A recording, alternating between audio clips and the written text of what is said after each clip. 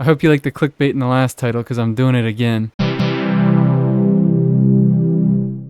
Hello! This video is sort of an amendment / addition to my original Pyro Traveler video. If you want to figure out what he does, go watch that one first. Since playing with Pyro Traveler a little bit more, I've found some things out and realized that I failed to cover some teams that I think are pretty obvious inclusions. The main addition that I want to make is that he has a nightsoul, but he's not considered a natlan unit, which number one, that means he doesn't have a traversal ability and he can't use the nightsoul transmissions. But that also means that he can't activate nightsoul burst and he doesn't count towards reducing its cooldown. So in a team like this one, the first one that I'm going to try to show off, am I even on the, okay, no, I'm not on the right stuff. In a team like this with no natlan characters, they can't get this energy from their second passive, and they also can't get the energy from the scroll set. As far as I know, those are all the ways that the nightsoul burst is used in Traveler's kit, so it's not like they're losing out on a ton not being able to. It just makes their energy needs a reasonable amount higher. This is more of an issue for units that Pyro Traveler would support, like kinich or mualani, because they do both get pretty sizable benefits from their nightsoul burst. Kinich gets extra scaling on his skill, and mualani gets extra on her burst. It definitely makes Pyro Traveler a worse character, in my opinion. Nightsoul bursts aren't massive, but the ability to get energy from this set and give extra support to those carries would have been nice. So funnily enough, I guess similar to Mawika, they also have a requirement for other natlan units. They have parts of their kit that literally just don't do anything unless you have another natlan unit in your party. First team here, and one that I'm kind of stunned that I didn't think about, is your classic 1.x melt team that just throws a bunch of good 4-star off-fielders in one team and lets reactions happen. I've currently got going Kaya and Rosaria, but Xiangling is a pretty equally viable alternative here. You can take the place of either of these guys. If you're feeling really crazy, you could do something like this, go all out damage, but the idea here is the very basic premise of Pyro Traveler. They're able to apply some pyro, enough for other units to react with, and hold scroll set to buff all the significant damage dealers, which in this team is, well, everybody in this variant, but usually it's 2 other units. Xiangling would probably be significantly better than my level 60 Kaya, but I want to switch things up and I want an excuse to use Kaya and maybe build him very soon, so this is what you guys are stuck with. When I die, my life is going to flash before my eyes and half of it is going to be gearing Bennett. This is editing these here, realizing that it might be useful to go over what I'm actually doing in my rotations. At the start here, I'm just looking to get some energy, obviously, getting all my bursts up. Then I get my melt off and properly get my scroll buff with PMC, going with Bennett burst, and then I just go to snapshot both Rosaria and Kaya's burst, so they start doing a lot of cryo damage off field. And then I try to on field with Traveler to do some pyro normal attacks in Bennett's burst, because my Bennett burst is C6. It's not necessary, but it helps with this team, because then your cryo units who are doing most of your damage can actually get reactions off. And then I got circle impacted. I did the rotation correctly, so I think it's still valuable to show it, but that's also a weakness of this team. Basic team, but one that Pyro Traveler can find pretty consistent success in. Keeping this quick, keeping this quick! Moving on. Mentioned Mualani before, but I failed to go over her in my video because I don't have her, so she doesn't exist in my mind. My preferred slot is of course Emily, who we're gonna use first here, but maybe I can also explain why I forgot to talk about Mualani. I'm gonna go over to this guy. Maybe I'll see if I can one-shot him. Pyro Traveler just inherently doesn't work that well with Mualani. Mualani doesn't deal consistent damage a lot, so their hold skill is sort of clunky. Anyways, actual team.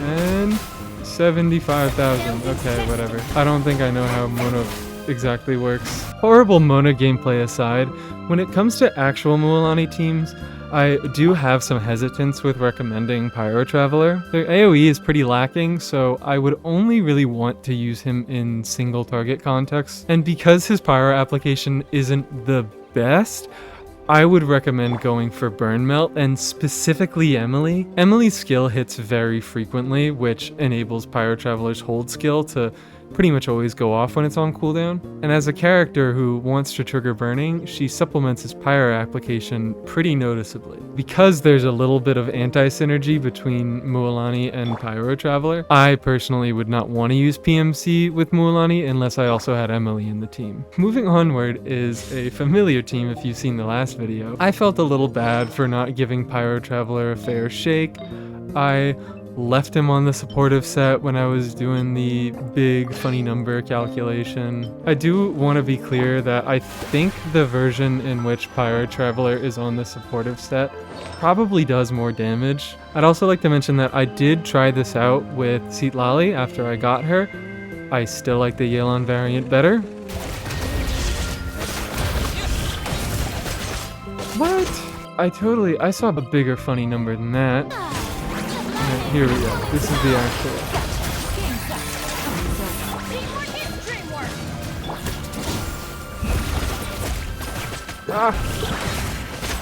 It didn't crit. It didn't crit. Thank you.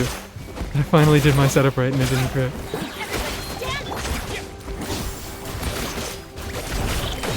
Thank you. Finally. Was it that hard to show us a 150k? Now the Traveler's been given the proper respect he deserves, we can move on. This was actually a team suggested by a viewer, and it's designed around using Kaveh as a sort of burgeon on-fielder, because while he's not triggering the burgeons, it's still Traveler in this team doing that. He's the one swinging his normal attacks around, and also the one taking the burgeon damage because of this passive. This passive heals Kaveh based on his EM whenever he takes damage from any sort of bloom core. This is meant to make him work as a bloom driver and counteract all the damage that gets done to him as a result of the reaction going off. And since this silly passive came out, a lot of people have liked building teams around it, so I got this as a suggestion. Burgeon Traveler with Kaveh on a fully defensive healing set. I could go much harder with this, but I don't have the right artifacts for that. I was recommended clam. I don't have any clam pieces. But onto his team himself. I have to apologize because a commenter asked to use either Farina or Yelan,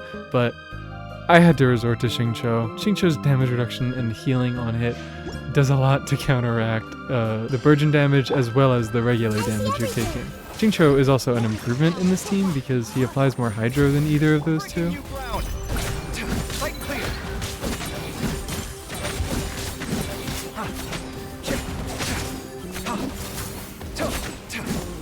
I am getting healed for a reasonable amount.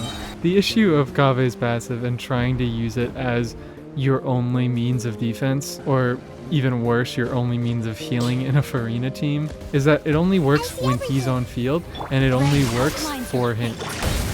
Scanning. Breaking new ground.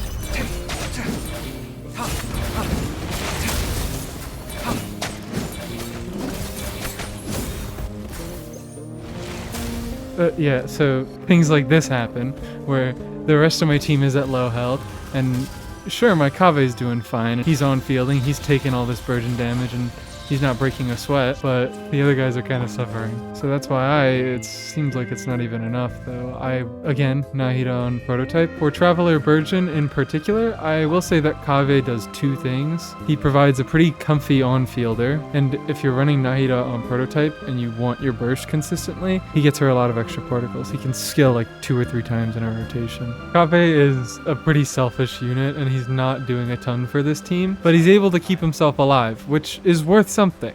I promised citlali teams, and I am giving you citlali teams. Maybe not the ones you expected. This is Mies from the next day on the mic. I already made a recording for this team, but I think I really undersold how good it was, and I forgot about a few key things. This is also probably going to be played over my Abyss footage because I decided to do Abyss to prove my point of how good this team is. As you can see, it's a pretty normal kinich burning team, and I've seemingly shoved citlali in here, but she's not an awful last in slot. She honestly might be the best. While the usual best in slot is Bennett, citlali offers a lot of buffs that make her perform the same, if not better, in this team. You're not using what a lot of people would consider the main value of her kit in the Pyro and Hydro Res Shred. She still has that shield, which is defensive utility over Bennett. That defensive utility provides interruption resistance and isn't circle impact. it's bound to your character and it travels where they go. For off-field cryo application in this team, it's not fast enough to break through the strong burning aura that Kinich and Emily have going, but that's just kind of free damage for citlali, and that damage will scale greatly with the quality of your artifacts. Citlali is a character who you can get a lot of damage out of, but she's very difficult to build. I think I'm going to be strongboxing tenacity for a while, seeing if I can get some decent upgrades. But she gets to melt a lot of her hits, which scale with elemental mastery. She gets to melt a lot of her hits without breaking through the burning aura, meaning that this is a 5-cannon Kinich team. He can keep full burning uptime while citlali gets her damage. And while her off-field isn't enough to put out the burning aura, her on-field is. At the end of your rotation, you can swap into citlali to put out your burning aura so you can proc scroll again. And the thing that I forgot about, which is the thing that really puts her over the edge, she can hold TTDS. 48% attack to your on-fielder. It's like the closest thing you can get to Bennett without having Bennett. Oh, and I forgot about the last thing. Because she's a Natling character, she lets you trigger Nightsoul burst faster and get more of that talent that boosts your skill damage. You know, the majority of your damage. The only weakness that I find this team to have is it doesn't have a healer. It can be a little unforgiving to play, but especially if you have better artifacts than me, which isn't that hard, citlali's shield is going to be a fair bit stronger than this. And I also should say that Emily isn't necessary in this team. Again, she makes it into a 5-cannon team. She benefits a lot from scroll. She's definitely the best in slot. You could use someone like Xingqiu for more defense, or Yelan. And then I couldn't find a way to knock down the Aeon Blight Drake, so I quit the Abyss and I beat it up in the overworld to make it feel bad. Moving on to something maybe a little more expected of a citlali team, the reason why this one is so crazy is that you kind of have to make up reasons to put Pyro Traveler and citlali in the same team. They don't really run in many of the same circles, and citlali's best use case is buffing pyro damage, which Pyro Traveler doesn't do very much of. Something that I've been trying to do with these teams is avoid Bennett. Not for any, like, I don't know, moral reason. Is there a moral reason to avoid Bennett? Yeah, probably. Any perceived moral reason is what I meant. Circle impact is an issue for a lot of people, myself included. I'm okay with doing it sometimes with some characters. Neuv, you gotta move, you can't see you. But sometimes circle impact is just annoying and you don't want to do it. So from a sheer meta context, yes, you can run Bennett and Pyro Traveler together. That probably will be the best thing to do for your damage. But personally, I want to use Pyro Traveler as an excuse to get away from Bennett.